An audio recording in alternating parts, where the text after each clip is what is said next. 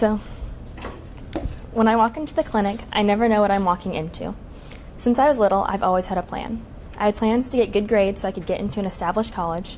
I had plans to go to vet school, and I plan to be a veterinarian. However, what I've learned so far is you can't plan everything in veterinary medicine. A dog coming in for a simple rabies vaccine may end up swelling or seizing up due to a vaccine reaction. And a cat coming in for a simple behavioral problem related to marking his territory may not leave for a couple of days due to an emergency surgery being done to drain a blockage in his bladder. But that's what makes veterinary medicine so interesting. Ralph Marston once said, "What you do today can improve all of your tomorrows." I chose this quote for my ISM journey this year because I believe it relates directly to how the class works. Although it's my senior year and many fall ill to the dreaded senioritis, I've resisted the temptation for the most part and continue to pursue my dream through the ISM program. I came into this year already too familiar with the time consumption and large workload associated with ISM, but also the reward of remaining dedicated and putting in all that I have. I know that what I've put into this program will only benefit me in my future. The majority of the research that goes into ISM is conducted through interviews and independent research, but since I was continuing on with the same subject and the same mentor, a lot of my information came from mentor visits. But first I'll introduce my mentor. I'm shadowing Dr. Jelaine Hunter from Lazy Paw Animal Hospital. I've shadowed her since December of 2015 through the ISM program. I originally chose her to be my mentor because she has over 14 years of experience as a veterinarian and has been a mentor in the ISM program for several years. Over the summer, she offered me a position as a veterinary assistant at her clinic where I currently work. And through this position, I've been able to gain valuable experience and knowledge and begin working towards my CVA. And I really try to take advantage of all the opportunity and time that I have with Dr. Hunter and the other veterinarians because they really take the time to try to teach me and all the other assistants all that they can about the field. So a lot of my research also comes through my mentor visits and cases that I have observed that I found interesting.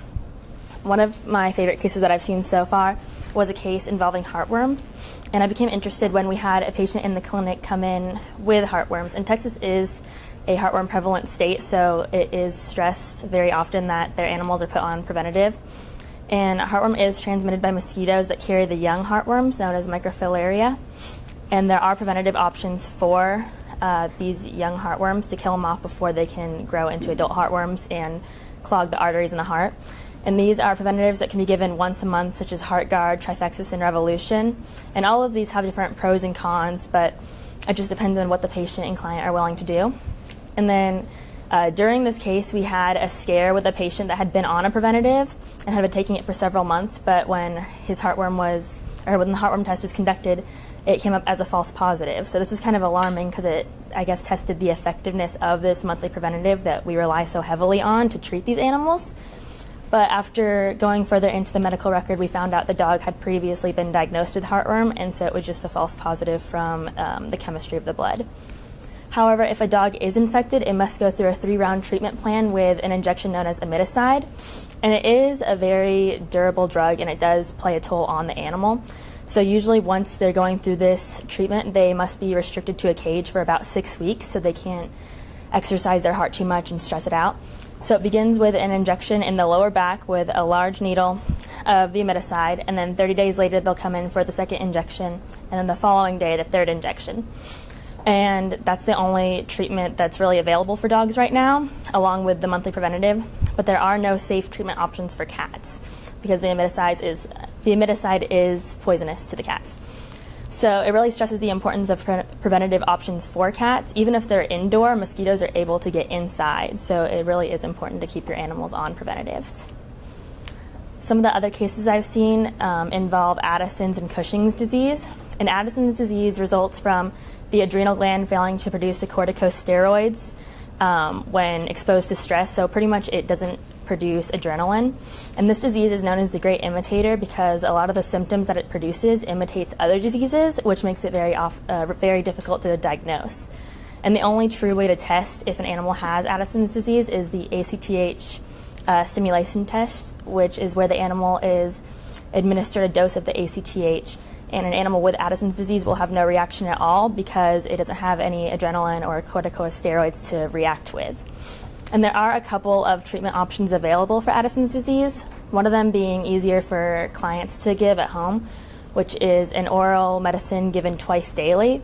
Or one that also seems to be popular because it's easier on the client is they'll bring their animal in approximately every 25 days for an injection that a licensed veterinarian or veterinary technician will administer. And what I found really interesting about this disease is there are certain animals that are more predisposed in certain breeds, especially poodles and bearded collies, and also that females are twice as likely than males to have this disease. So if you have a female poodle, she's much more likely to have Addison's disease than like a male lab.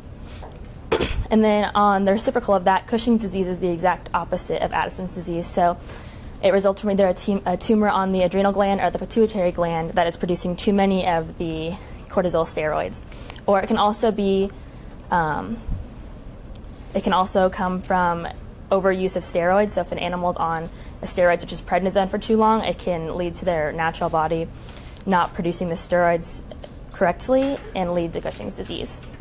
This is also closely related to establishing other disease such as diabetes because the animal's body isn't processing or isn't producing the steroids correctly. So here's a diagram of the different ways that Cushing's disease is caused, and here is the tumor on the pituitary gland that leads to the excess production of the corticosteroids, and then also over here is the tumor on the adrenal gland, which also leads to the excess production. Next, another case that I saw was an enucleation. An enucleation is when the eyeball is removed in its entirety and taken out of the socket. And so this case specifically was when a dog came in and had both eyes had luxated lens. And a luxated lens is where the lens of the eyeball is falling forward either into the anterior or posterior chamber of the eyeball. And this can cause blindness, it's very painful, and eventually can lead the eyeball to rupture. So it's often critical to remove the eye safely. And so in this procedure, the eyeball is removed in its entirety and the socket is sewn completely shut. There are prosthetic options available, kind of like a glass eye in humans, but it's often seen as unnecessary and can get kind of pricey. And there really are no complications that are seen with this procedure, except sometimes the socket will sink in because there is no longer any kind of foreign body holding it out. But other than that, there's no issues. Another case I saw was one in which a cat was having a difficult birth, and this one was kind of a sad case, but it was also very interesting, and it came with a happy ending. So a cat came into the clinic in labor, and she had already successfully birthed one kitten, but one had gotten stuck in the birth canal for over an hour and was already dead. And so the owner rushed the cat to Lazy Paw for emergency C-section, and Dr. Hunter was able to successfully remove the other two kittens, and they ended up living. But we ended up spaying the cat in the process because she was so young, and difficult birth will often reoccur, especially if an animal has had a difficult birth its first time. And so ended up with 3 healthy kittens, but they were having trouble latching, which is a very common issue for new mothers, and so they don't know really how to interact with their young. And so we ended up bottle feeding the kittens, and I also learned that kittens and puppies aren't able to eliminate by themselves for the first couple of weeks, so you have to manually stimulate them with a wet washcloth to get them to eliminate their waste. And then since then we've seen the mother cat and the kittens multiple times, and they're all doing really well, so it definitely came with a happy ending. So overall, these are just a couple of the cases I've seen in the clinic so far, but all of them have really helped me work towards my certified veterinary assistant license and get more familiar with the field. Through my mentorship this year with Dr. Hunter, I've become a lot more confident in the basic skills that are necessary for being a veterinary assistant. This includes blood draws, administering vaccines. I've started going into the rooms with the clients and patients more with the doctors and really learning how to interact with them and explain what's going on. And then also just becoming familiar with the different medications and the side effects those entail. Because a lot of the time the doctor will leave the room and then the client will ask you all the questions. So you really need to be aware of all that information so you don't tell them anything wrong that could harm their animal. And then just so far, I'm looking forward to learning more skills as I'll continue working in the clinic over the summer. And then in the following summers, I'll probably come back. And then I will be able to begin helping with radiographs my next shift since I'm 18 now, which is exciting. So moving on to my original work.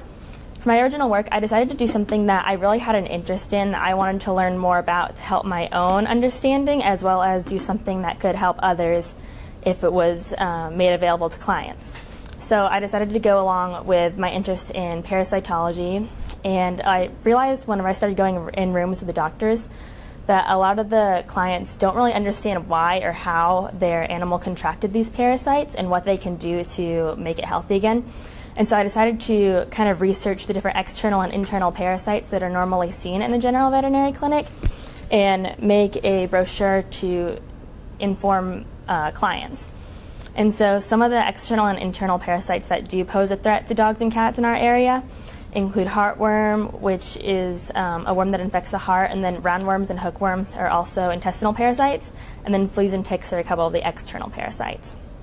And so I decided to assess the different treatment options and medications that is offered by Lazy Paw specifically, so I'd be more aware of these medications when explaining them to clients. And then I also analyzed the advantages and disadvantages of each. So, for example, HeartGuard and Trifexis, these are both heartworm preventatives. HeartGuard is an easy-to-give treat that the client or the patient usually likes more, and so it's easier for the client to give it to them. While Trifexis treats more because it treats heartworm, intestinal parasites, and fleas, but it's a bitter pill, and a lot of the patients won't take it easily. So it kind of just depends on whether the client and patient, what they like best and what works best for them. And then finally, I decided to compile the information into a visually appealing digital product. So I began my process by researching the different parasites and all the different aspects of them. So I researched the parasites that are commonly seen, as well as how they're contracted. And a lot of the intestinal parasites are contracted through contact with either infected feces and or soil, and so that's where a lot of that comes from. And then also what the effect that this has on the hosts, with a lot of the parasites bringing anemia, diarrhea, vomiting, fatigue, and then any other additional information that I thought was interesting. And then I continued on after researching all the different parasites, the preventative and treatment options offered at Lazy Paw. And this included the approved species, so whether it was safe for dogs or cats or both, and then which parasites each option was effective on. So some of them are only effective on one worm, while some of them cover all 4 common worms that are seen in the clinic. And then also at what age the treatment can be used, which a lot of them, it was about 6 weeks to 12 weeks, just depending on the specific medication. And then if each was safe for pregnant or lactating animals, which is definitely important to know, because if a pregnant dog comes in the clinic and needs to be put on a preventative, you need to know what's safe so it doesn't cause any birth defects or harm to the babies. And then finally, I compiled all this information into a brochure. So here's my brochure. On the left, I included the common parasites and their dangers, and I separated it into 3 different parts. Heartworm getting its own part just because it is such an important issue and it is very prevalent in Texas, and so I really wanted that specific worm to have its own section so people would realize how threatening it is to the animals. And then I included the next section as the 4 worms that are most commonly seen, the intestinal parasites, which include roundworm, hookworm, whipworm, and tapeworms. And we see these really often, especially in puppies coming from breeders.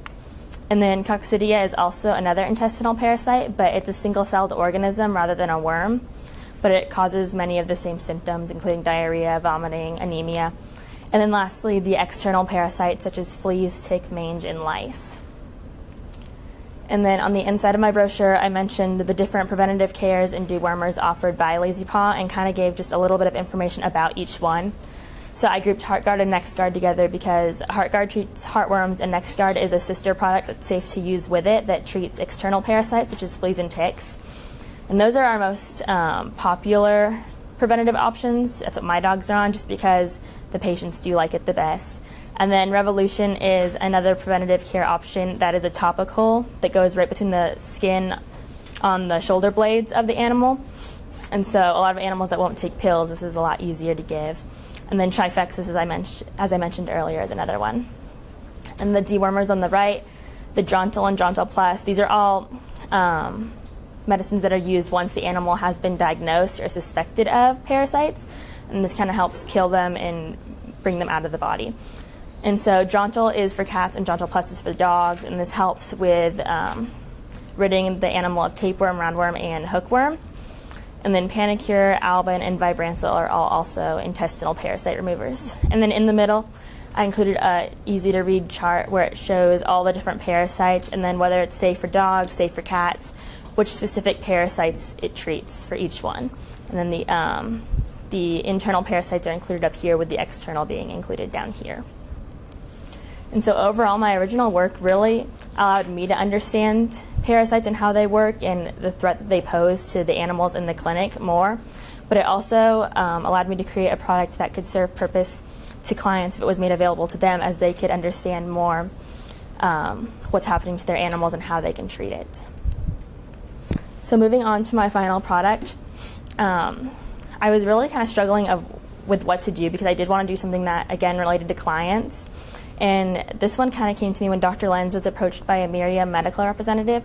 And Miriam's one of our drug suppliers at the clinic.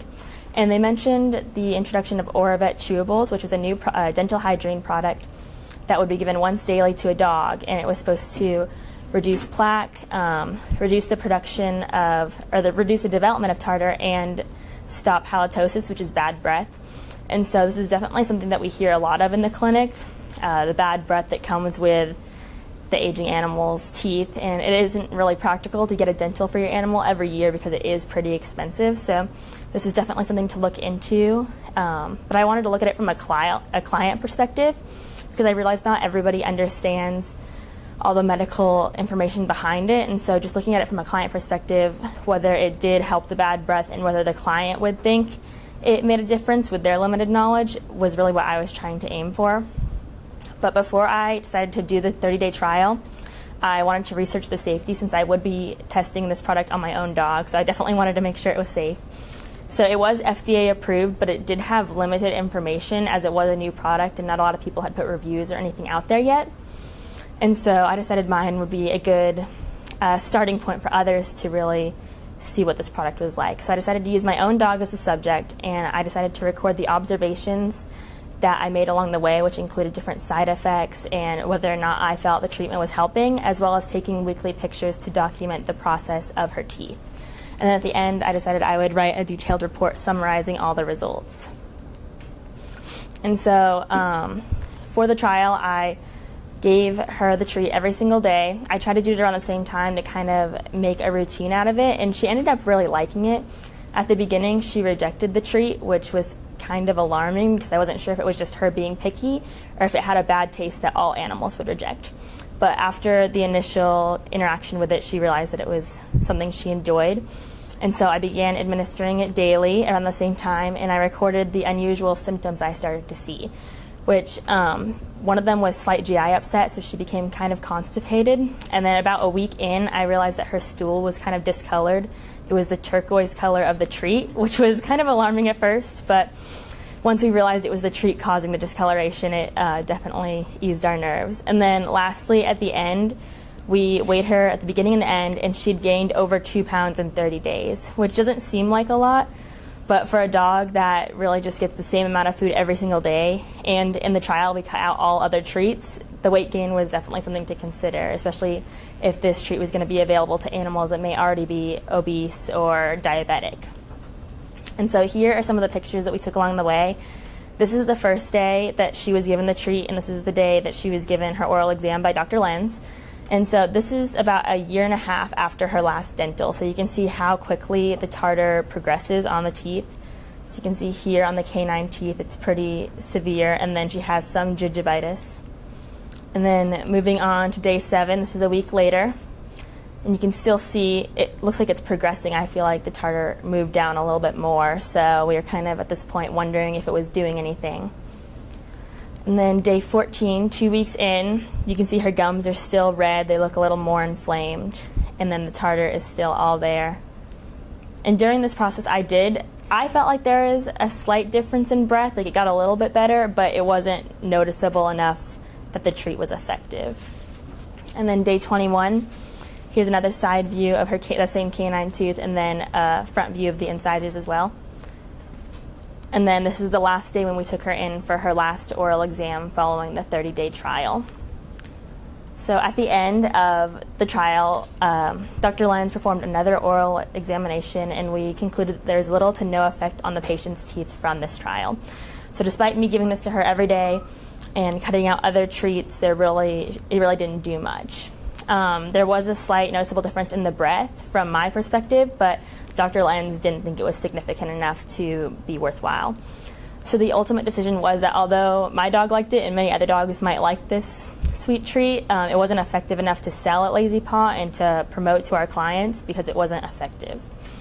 And so at the end, I wrote a detailed conclusion about my findings, including the different steps I took, the research I conducted, the trial, the results, and then any improvements I could have made. And some of the improvements I thought I could have made on the trial was maybe making it a little bit more routine and then cutting out. She was still on her dry dog food, which helps mechanically scrub off some of the plaque during the day, but maybe switching her to a wet food during this time would have really shown the effect of how this treat was removing the tartar in the plaque. But overall, it was a good learning experience. And then overall, ISM has provided me with skills and experiences that I will carry on to college and in my life.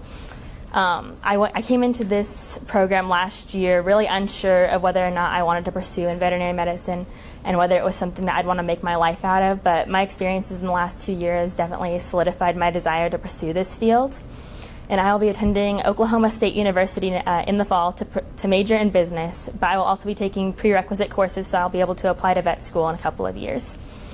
Overall, the experiences and observations I've gained through the ISM program and shadowing Dr. Hunter will be tremendously impactful on my future and will help me jumpstart my entrance into this field.